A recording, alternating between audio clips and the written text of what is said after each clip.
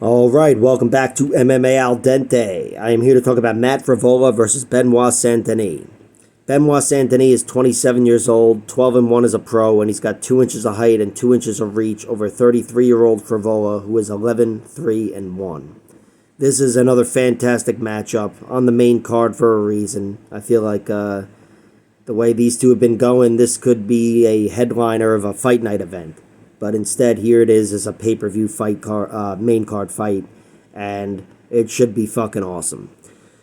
Matt Frevola, 11-3, 11-3-1. The one draw comes to Lando Venata, where he was hurt badly in the middle of the fight in round 2, but came back to out-hustle Lando in round 3 and secure the draw, which doesn't sound too inspiring, but very good performance from Matt Frevola there.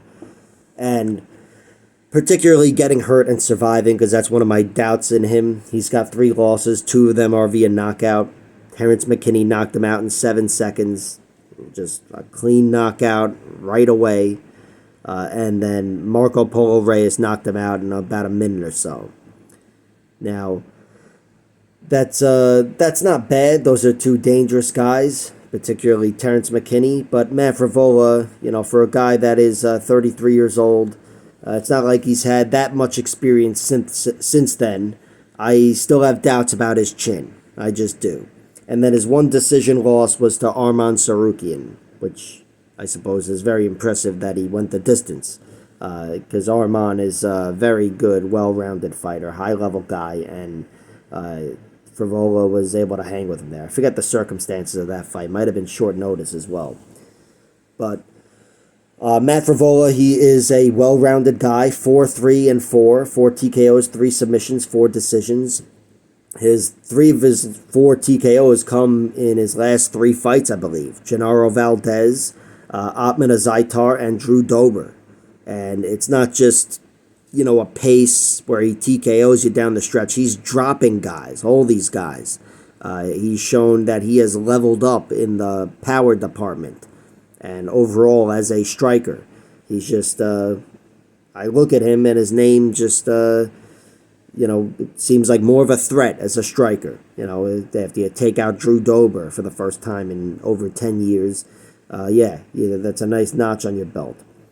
But take away the knockouts as of late, and Matt Frevola is a problem in a whole different realm of MMA. Just his, he's halfway to Merab Dwalishvili. Good grappler, good wrestler and grappler, and specifically a relentless pace. He's not the most dominant force at lightweight, but scratch and clawed for some tight victories over Luis Pena and Jalen Turner, especially Raush Manfio over in the PFL.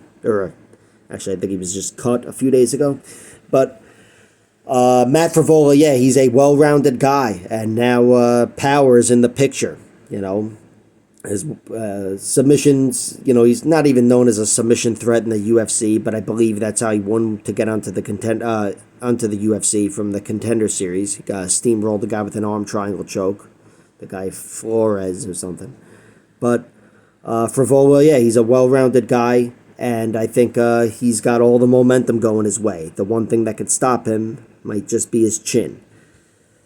Benoit Saint-Denis, he's got a 12-1 record. He's got 3 TKOs, 9 submissions, never won a decision, and his one loss comes by decision.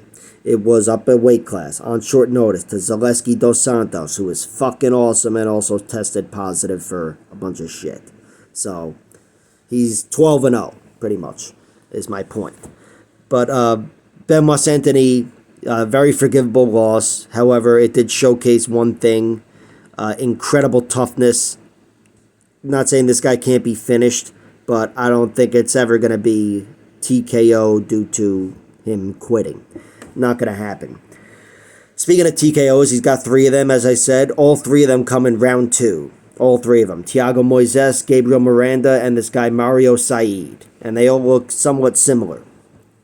Gabriel Miranda, he could have gotten him out of there in round 1. Probably should have and whatever, but then got it done early. But Moises, Mario Said, they were overwhelmed by a guy that is a grappler, or at least supposed to be. And Benoit Saint-Denis, he can crack really fucking hard for a grappler.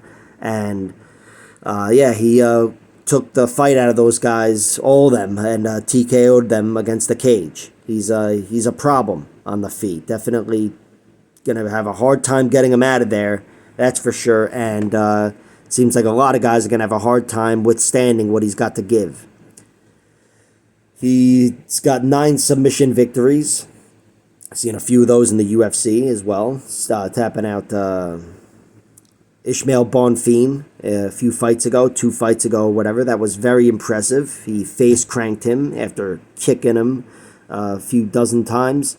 And Benoit Saint-Denis, he's got so much momentum right now. I think everybody's forgotten or choosing to forget about the Zaleski Dos Santos fight. Benoit Saint-Denis does have, as I said, have a 2-inch height and 2-inch reach advantage. I think that will only help him trying to find the chin of Matt Frevola. And I think if the fight does have a high pace, I don't expect Benoit Saint-Denis to fold against Matt Frevola. I think Benoit Saint-Denis can hang with any lightweight's pace. He had this one fight against the guy Paweł Kilek, very dangerous guy. I believe he's the one guy to knock out Mateusz Rebeski on this card, and also Guram Kutadeladze. And they had a good back-and-forth fight, and that was early in Saint-Denis' career, and he was the fight was stopped after round 2 due to a head clash or whatever the fuck. But Benoit Saint-Denis looked like he was not going to be fading in that fight at all. So he's always had good composure, always had a lot of good natural traits as a fighter, and I'm taking him to win this fight. I think Matt Frevola's just got too many holes. He's got a lot going for him offensively, but Benoit Saint-Denis is bigger, stronger. I think if he gets on top of Matt Frevola, that could spell trouble just because Benoit is so good. And I think on the feet, Benoit Saint-Denis has the requisite power to find that chin of Matt Frevola, and also the toughness to give himself the opportunities. So Benoit Saint-Denis is the pick. I am taking him to win by knockout if I was forced to give you a prediction, which I am, because that's how I do things. So I'll take Benoit Saint-Denis via knockout, late round 1. Like, share, subscribe, all that horse shit. Check out my other videos.